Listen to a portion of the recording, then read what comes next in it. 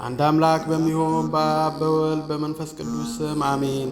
ታኅሳስ 27 አስቀድሞ ሽፍታ የነበረውና በኋላም በንስሐ ተመልሶ 7 ዓመት ሙሉ ምንም ውሃ ሳይቀምስ እስከ መኖር ድረስ በታላቅ ተጋድሎ የኖረው የእግዚአብሔር ሰው አባ በግዑ ዕረፍቱ ነው።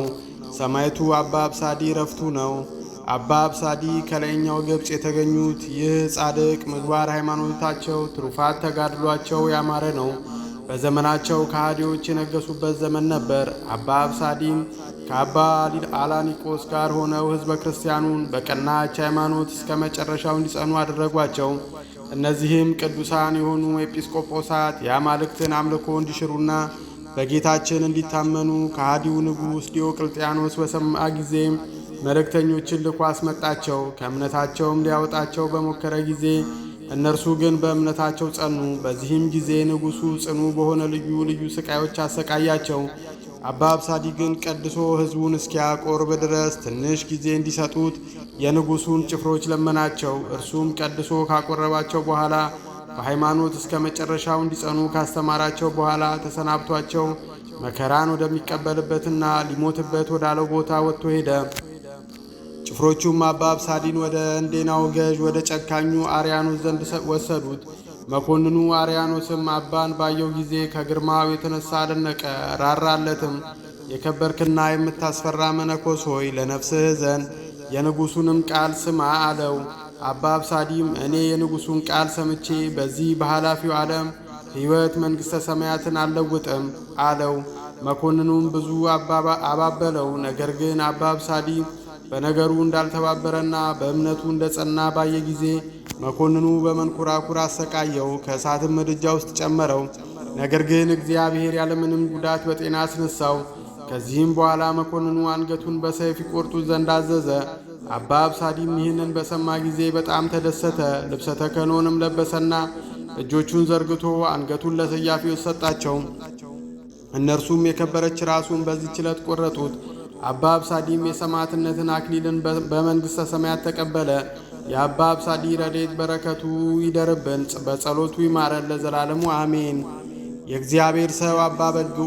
አባ በግዑ በመጀመሪያ ሽፍታ የነበረ ሲሆን በመንገድ ላይ ንብረት የያዘን ሰው፣ ማንንም የማያሳልፍ ቀማኛ ሰው ነበር። ከኃይለኛነቱ የተነሳ ሕዝቡ ሁሉ ይፈራው ነበር። በእጁ ሰይፍና ጦር ይዞ ሊዘርፍ ወደ ወደደው ሀገር ይገባል። እየዘረፈ በሚያገኘው ገንዘብም ራሱን በተለያዩ ምግቦችና መጠጦች ያስደስት ነበር። በአማሩ ልብሶችም ይዋብ ነበር። ገንዘቡ የተወሰደበት ሰውም እሱ እንደወሰደበት ባወቀ ጊዜ ዳግመኛ መጥቶ የተረፈውን ቀምቶ እንዳይወስድበት ምንም አይከሰውም ነበር። በጉልምስናው ኃይለኛና ብርቱ ስለነበር ወደ እርሱ ማንም አይቀርብ ነበር። በእንደዚህ ያለ የወንብድና ሥጋ ብዙ ዓመታት ከኖረ በኋላ አባ በግዑ በስም ክርስቲያን ነበረና ከዕለታት በአንደኛው ቀን መንፈስ አነሳሶት ወደ ቤተ ክርስቲያን ሄደ። ካህኑም ባየው ጊዜ ከመንገድ ገለል አደረገውና የሕይወት ዘመንህን ሁሉ በከንቱ አሳለፍክ። ዛሬ ስማ ልንገርህ፣ በዘመንህ ፍጻሜ እግዚአብሔር ይጎበኝሃል፣ በመንፈስ ቅዱስም ያድርብሃል። ፍጹም መነኩሴ ትሆናለህ። በብዙ መከራና ተጋድሎ ትኖራለህ። በዚያም የነፍስ መዳኛ ይሆናል። እግዚአብሔርንም ደስ ታሰኘዋለህ አለው። ከዚህም የበዛውን ብዙ ነገር ነገረው። ከዚህም በኋላ ወደ ቤተ ክርስቲያን ገብቶ ቁርባን ተቀበለ። ወደ ቤቱም ከተመለሰ በኋላ ካህኑ የነገሩትን እያሰበ እስከ መቼ በስንፍና ይኖራለሁ? እስከ መቼስ የነፍሴን መዳኛ ሳላስብ እኖራለሁ? እያለ አሰበ። ከዚህም በኋላ ከዘመዶቹ ተለይቶ ከሀገሩ ወጥቶ ሄደና ወደ ባሕረ ዳርቻ ደርሶ የቅዱስ እስጢፋኖስን ቤተ ክርስቲያን እጅ ነሣ። ከመነኮሳትም ማኅበር ገብቶ እነርሱም ማገልገል ጀመረ። አባ በግዑ በእግዚአብሔር ጥሪ ወደ ልቡ ተመልሶ ከመነነ በኋላ ግን እስከ ሞተበት ዕለት ድረስ የላመ እህል ሳይቀምስ ኖረ። ምግቡን የዛፍ ፍሬና ሜዳ ላይ የሚበቅል ቅጠል አደረገ። አብይ ጾም ሲመጣም ከሰኞ እስከ ቀዳሚት ሰንበት ምንም ሳይቀምስ የሚጾም ሆነ። ውሃንም ሳይጠጣ ኖረ። ማንም ሰው ሳያውቅ ለ5 ወር ምንም ውሃ ሳይጠጣ ተቀመጠ። ከ5 ወር በኋላም የመላእክት አለቃ ቅዱስ ሚካኤል ወደ አባ በግዑ መጣና የእግዚአብሔር ሰው ሰላምታ ላንተ ይሁን፣ በምን ትታወካለህ? ምንስ ያሳዝንሃል? አለው። አባ በግዑም ጌታ ከውሃ ጥም የተነሳ በጣም ስለተጨነቅኩ ነው አለው። መልአኩም ነጥቆ ወደ ገነት ወሰደውና ከገነት ቅጠል አንስቶ አቀመሰው። ወዲያም የአባ በጉ ሰውነት ታደሰች። ከዚህም በኋላ ውሃ ሳልጠጣ ተጋድሎዬን እፈጽም ይሆን የሚለው የህሊና መታወክ ከእርሱ ጠፋለት። ከዕለታትም በአንደኛው ቀን አባ በግዑ ለሚወደው ለአንድ ወዳጁ ለማንም እንዳይናገር በእግዚአብሔር ስም ካስማለው በኋላ ለ5 ወር ምንም ውሃ እንዳልጠጣ ምስጢሩን ነገረው። ያ ወዳጁም ይህን ሲሰማ ደንግጦ አለቀሰ። አባ በግዑም አብሮት አለቀሰ። ወዳጁም እስከ ዛሬ ከውሃ የተከለከለ በማን ዘንድ ሰማ? አሁንም ቅዱሳን መነኮሳትና አበምኔቱ አያምኑህም? ይህን ምስጢር ዛሬ ብሸሽግ በመጨረሻ ይገለጣል። ሕዝቡ ነገሥታቱና መኳንንቱም ይህን ነገር ይሰማሉ፣ ነገር ግን አያምኑም። አሁንም የምነግርህን ስማኝና ትርምቱን ትተ ውሃ ጠጣ አለው።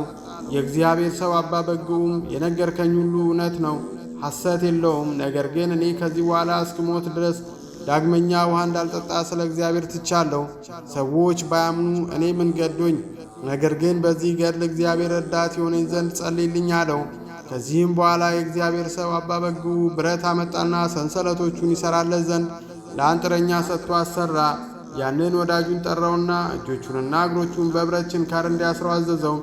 አበምኔቱን ጥራልኝ አለውና ጠራለት። አባ በግዑም አበምኔቱ አቡነ ኢየሱስ ሞዓ ሲመጣ በፊቱ ሰገደለትና አባቴ ሆይ የእግዚአብሔርን ትእዛዝ እፈጽም ዘንድ በላይ ላይ ጸልይልኝ አለው። ከዛሬ ጀምሮ ከባቴ አልወጣም፣ ሰውም ወደ እኔ አይገባም አለው። አቡነ ኢየሱስ ሞዓም በላዩ ከጸለየለት በኋላ ለእኔም ጸልይልኝ አለው። አባ በግዑም በቅዱስ ሚካኤል በዓል ቀን በአባ ኢየሱስ ሞዓ እጅ ቁርባንን ተቀበለ። በኋላ እጆቹና እግሮቹን በብረት ችንካር ታስሮ ብቻውን ዘግቶ በጽኑ የተጋድሎ ሕይወት ኖረ። በዓቱንም ዙሪያውን መውጫ መግቢያውን እንዳይኖረው መረገው።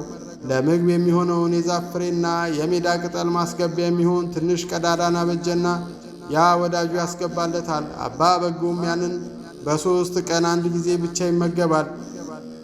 የእግዚአብሔር ሰው አባ በግዑ በእንዲህ አይነት ጽኑ በሆነ ተጋድሎ ሕይወት ሲኖር ሰውነቱ ላይ ከቆዳውና ከአጥንቱ በቀር የሚታይ ነገር እስኪጠፋ ድረስ ታላቅ ተጋድሎን ተጋደለ። ውሃንም እስከ 7 ዓመት ድረስ አልጠጣም፣ መቆምም አይችልም ነበርና መነኮሳቶቹ ለቁርባን በቃሬዛ አድርገው ወደ ቤተ ክርስቲያን ይወስዱት ነበር። የእግዚአብሔር ሰው አባ በግዑ በእንደዚህ አይነቱ ለመስማት በሚከብድ እጅግ የበዛ ጽኑ ተጋድሎ ካደረገ ከብዙ ድካም በኋላ በዚህች ዕለት ታኅሳስ 27 ቀን አረፈ። ጌታችንም ተገልጦ ታላቅ ቃል ኪዳን ሰጠው። ለሰው ምንም ውሃ ሳይጠጣ 7 ዓመት መኖር ይቻለዋልን?